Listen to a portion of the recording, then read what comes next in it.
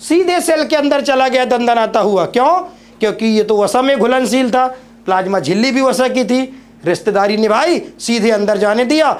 जय Hind future doctor, स्वागत है आपका भौतिकी प्रश्न में। आज हम बेटा डिस्कस करने वाले हैं हार्मोन की क्रिया विधि, जो कि एनसीईआरटी का चैप्टर नंबर 22 का एक टॉपिक है। ये बहुत ही इंपॉर्टेंट टॉपिक है बेटा, इससे नीट में जनरली क्वेश्चन पूछा ही जाता है।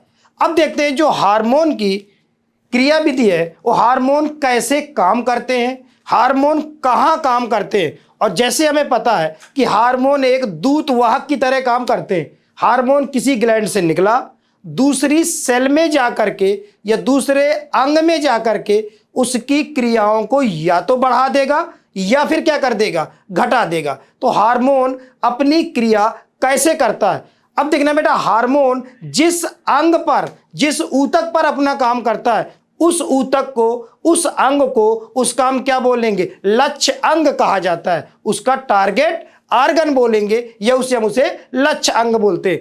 अब बेटा हार्मोन अगर किसी सेल पर काम करेगा या किसी ऊतक पर काम करेगा, तो जब वहां पर जाएगा, जाने के बाद उस ऊतक में कुछ ना कुछ तो हार्मोन को जुड़ने के लिए होगा, जिसे हम बोलते हैं ग्राही। मतलब लक्ष्य अंग पर हार्मोन जहां जुड़ता है, जिस जगह पर जुड़ता है, उस पर क्या पाए जाते हैं बेटा, उसे बोलते हैं ग्राही, जिसे बोलते हैं रिसेप्टर। और ये ग्राही किस चीज के बने होते हैं? ग्राही हमेशा प्रोटीन के बने होते हैं। तो मतलब किसी भी कोशिका पर, अलग अलग कोशिकाओं पर अलग अलग तरह के ग्राही पाए जाते हैं, और उन ग्राही से आकर हार्मोन क्या हो जाएगा, जुड़ेगा। अब क्वेश्चन ये बनता है कि सर ग्राही जो कोशिका में है, तो कोशिका के बाहर होगा कि कोशिका के अंदर होगा? देखना बेटा, दो तरह के हार्मोन होते हैं। जैसे हमें पता है कि जो कोशिका होती है, कोशिका की जो प्लाज्मा झिल्ली होती है, वो वसा की बनी होती है। और हार्मोन भी दो तरह के होते हैं, ऐसे हार्मोन जो वसा में घुलनशील हो और ऐसे हार्मोन जो वसा में अघुलनशील हो। जो बताओ बेटा हार्मोन वसा में घुलनशील होगा और प्लाज्मा झिल्ली भी किसकी बनी है, वसा की बनी है, वो तो उसको अंदर जाने देगा, क्योंकि दोनों रिश्तेदार हो गए, तुम भी वसा के हम भी वसा के, उसको अंदर जाने देगा। तो जो हार्मोन वसा में घुलनशील होते हैं वो प्लाज्मा झिल्ली के अंदर चले जाएंगे। अंदर चले जाएंगे तो इन हार्मोन का रिसेप्टर कहां मिलने वाला है बेटा, कोशिका के अंदर मिलेगा। ऐसे रिसेप्टर को क्या बोलते हैं बेटा, अंतःकोशिकी ग्राही बोलोगे, अंतःकोशिकी रिसेप्टर। अब क्वेश्चन ये तो समझ में आ गया कि सर अंदर किन का होगा, जो वसा के बने होंगे।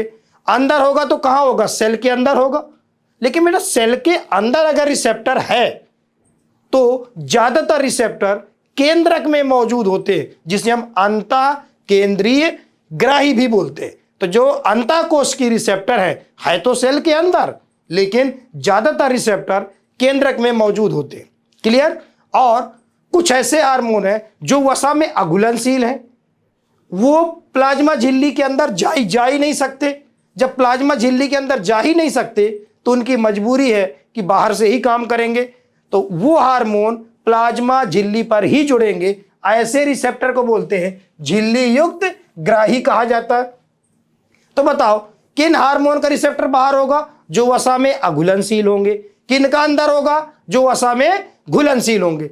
अब हमें थोड़ा सा और बेटा ध्यान दें कि वसा में घुलनशील और वसा में अघुलनशील कौन कौन से हार्मोन होते हैं। जितने भी हार्मोन हमारे शरीर में निकलते हैं उसमें से आप 2-3 कैटेगरी अगर आपको याद हो गई तो आपका सारे क्वेश्चन के आंसर हो जाने। कैसे? कि हमें यह पता चल जाए कि वसा में घुलनशील कौन कौन है। देखो बेटा T3 और T4 जो थायराइड ग्लैंड से निकलते हैं, आयोडीन के व्युत्पन्न है ये। T3 और T4 भी वसा में घुलनशील होते हैं। दूसरा, सभी सेक्स हार्मोन, जितने भी बेटा गोनैड्स होते हैं, टेस्टिस हुआ, ओवरी हुआ, सेक्स हार्मोन जितने हैं, इन सभी सेक्स हार्मोन फैट के बने होते हैं। इनका भी रिसेप्टर बेटा अंदर ही होगा, चाहे वो एंड्रोजन हो, चाहे वो ईस्ट्रोजन हो, चाहे वो प्रोजेस्टेरॉन हो। आपको पता है सेक्स हार्मोन एंड्रोजन भी होता है, ईस्ट्रोजन भी होता है, प्रोजेस्टेरॉन भी होता है। और एड्रिनल कॉर्टेक्स के सभी हार्मोन, और आपने पढ़ा होगा जो एड्रिनल ग्लैंड है उसके कॉर्टेक्स से निकलने वाले जितने हार्मोन हैं, चाहे वो एल्डोस्टेरॉन हो, चाहे वो कॉर्टिसोल हो, इन सारे हार्मोन वसा में घुलनशील होते हैं।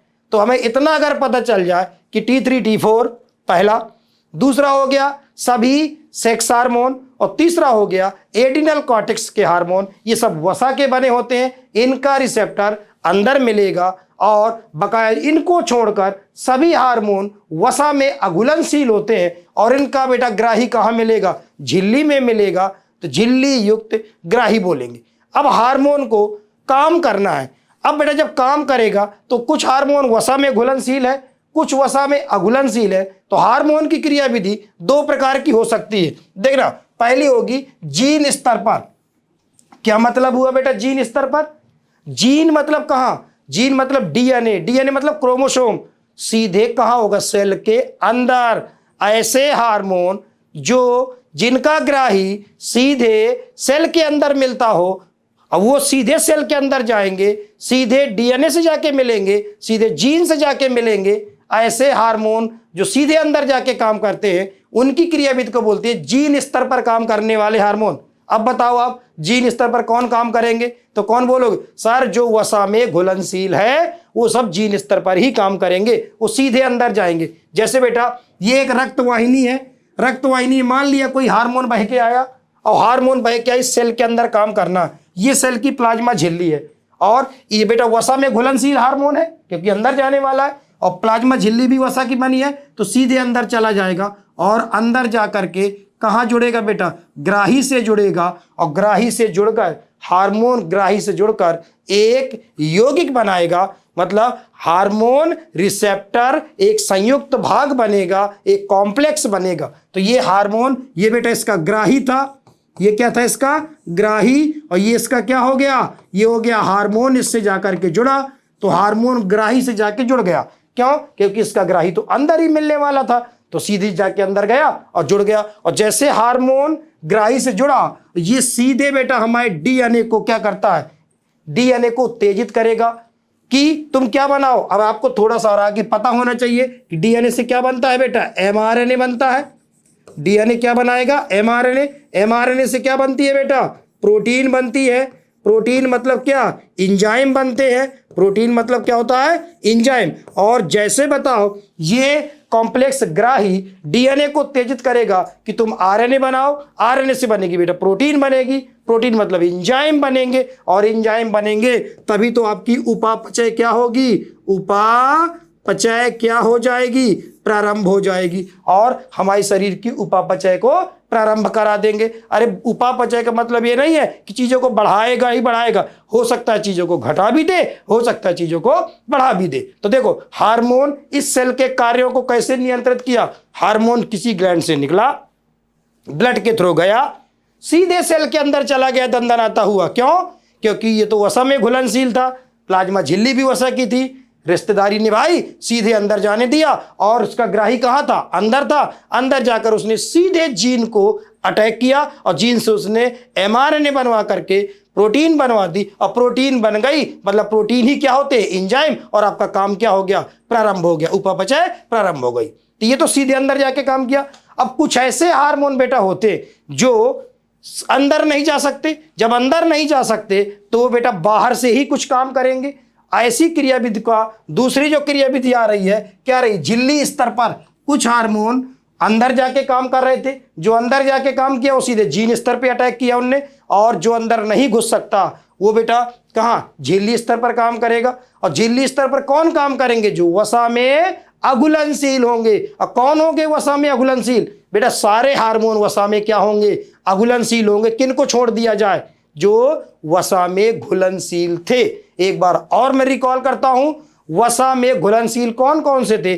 T3 T4 अंदर जाएगा, सेक्स हार्मोन अंदर जाएंगे, इसके अलावा एड्रिनल कॉर्टेक्स के भी सभी हार्मोन अंदर जाएंगे। बकाया सब हार्मोन बाहर से झिल्ली स्तर पर ही क्या करने वाले? काम करने वाले। सपोज करो बेटा ये कोई हार्मोन है, ये हार्मोन ऐसा हार्मोन है जो वसा में अघुलनशील है, रक्तवाहिनी के थ्रू आया, इस सेल के अंदर इसे जाना था। अब सेल के अंदर तो जा नहीं सकता क्योंकि ये वसा में अघुलनशील है, तो इसके लिए ग्राही बेटा कहाँ मिलेगा?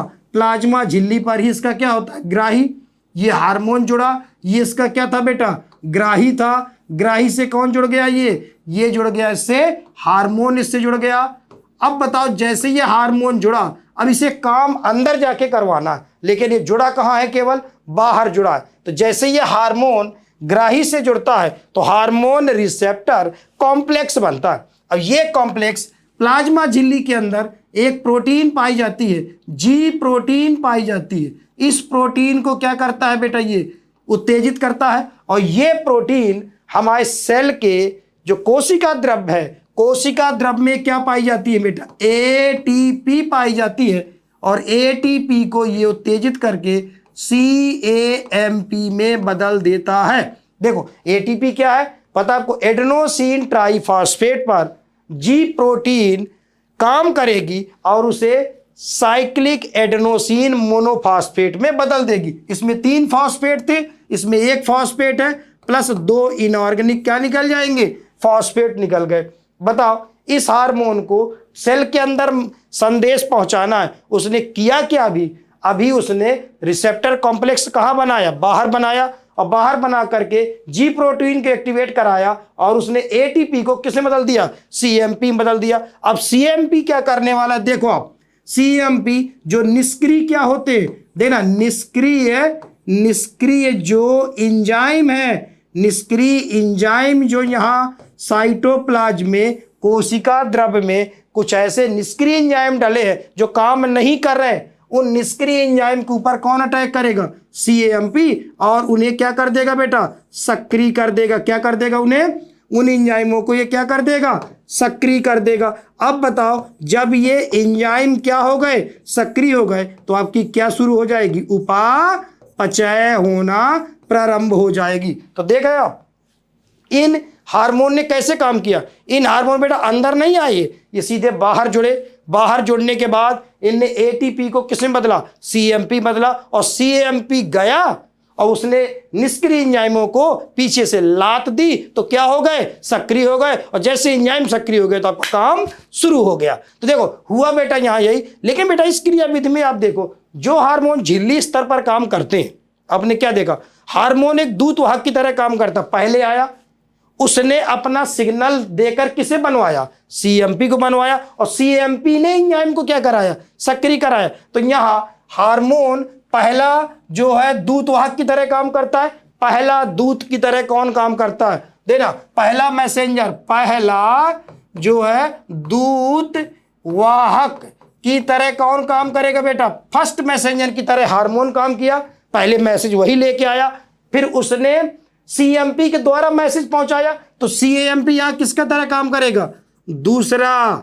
क्या बेटा, दूसरा दूत वाहक की तरह काम करेगा, मतलब सेकेंडरी मैसेंजर की तरह। प्राइमरी मैसेंजर, पहला दूत वाहक कौन हुआ, हार्मोन, और दूसरा दूत वाहक कौन हुआ, सीएमपी, क्योंकि सीएमपी ने आगे जाकर के निष्क्रिय एंजाइम को क्या कराया, सक्रिय कराया। तो बताओ जितने हार्मोन बताओ बेटा झिल्ली स्तर पर काम करेंगे, जो बाहर से काम करेंगे वो सीधे क्या करेंगे बेटा, पहले खुद सिग्नल देंगे, पहले खुद दूतवाहक की तरह काम करेंगे, फिर सीएमपी बनेगा और सीएमपी आगे जाके काम करेगा, मतलब द्वितीयक दूतवाहक के थ्रू इनका काम होगा। तो बताओ जितने हार्मोन झिल्ली स्तर पर काम करेंगे वो सीधे अंदर काम नहीं करने वाले, ये किसी न किसी दूसरे दूतवाहक के थ्रू ही क्या करेंगे, आगे अपना संदेश पहुंचाते हैं। अब एक बात तो हमें समझ में आ गई, लेकिन बेटा जितने हार्मोन झिल्ली स्तर पर काम करते हैं उसमें से अधिकांश हार्मोन अपने द्वितीय दूतवाहक के रूप में सीएमपी को ही बनवाते हैं। क्या बनेगा, सीएमपी ही उनका द्वितीय दूतवाहक होता है। लेकिन कुछ हार्मोन में सीएमपी के अलावा cGMP cyclic guanosine monophosphate, IP3 calcium ion भी कुछ हार्मोन में द्वितीयक दूतवाहक की तरह भी कार्य करता है। तो ध्यान रखना, ऐसा नहीं कि सीएमपी ही दुनिया के सारे हार्मोन में द्वितीयक दूतवाहक की तरह काम करता है, नहीं। हाँ, अधिकांश हार्मोन में सीएमपी द्वितीयक दूतवाहक की तरह काम करता है, लेकिन कुछ हार्मोन में सीजीएमपी, IP3 और कैल्शियम आयन भी द्वितीयक दूतवाहक की तरह काम करता है। तो इस तरह से बेटा हार्मोन अपनी क्रिया को अंजाम देते हैं। हार्मोन आएगा, कुछ हार्मोन सीधे अंदर जाएंगे, कुछ हार्मोन बाहर से काम करेंगे।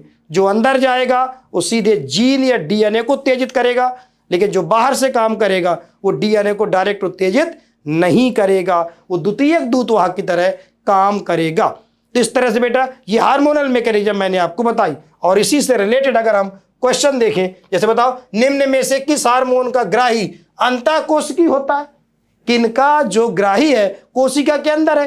कहोगे सर 3 का बताया आपने, T3 T4, सेक्स हार्मोन और एड्रिनल कॉर्टेक्स के हार्मोन। तो बताओ, देखो एल्डोस्टेरोन कहाँ का हार्मोन है बेटा? एड्रिनल कॉर्टेक्स का हार्मोन है। एल्डोस्टेरोन, कॉर्टिसोल, ये सब एड्रिनल कॉर्टेक्स के हैं। सेक्स हार्मोन कौन है? एंड्रोजन, ईस्ट्रोजन, प्रोजेस्टेरोन और T3 T4 इतने का अंदर है, बगैर सब का क्या होगा? बाहर। चाहे वो ग्रोथ हार्मोन हो, चाहे वो PTH हो, चाहे वो इंसुलिन हो, इन सारे हार्मोन का रिसेप्टर कहाँ मिलेगा? सेल के बाहर मिलेगा। एल्डोस्टेरोन का कहाँ मिलने वाला? अंदर मिलने वाला। तो इस तरह से बेटा हमने आज क्या पढ़ा? हार्मोन की क्रिया विधि मैंने पढ़ाई आपको। बहुत ही इंपॉर्टेंट टॉपिक है, इससे जनरली क्वेश्चन बेटा पूछा ही जाता है। ऐसे ही और कई सारे इंटरेस्टिंग वीडियो देखने के लिए जुड़े रहिए हमारे साथ। तब तक के लिए जय हिंद।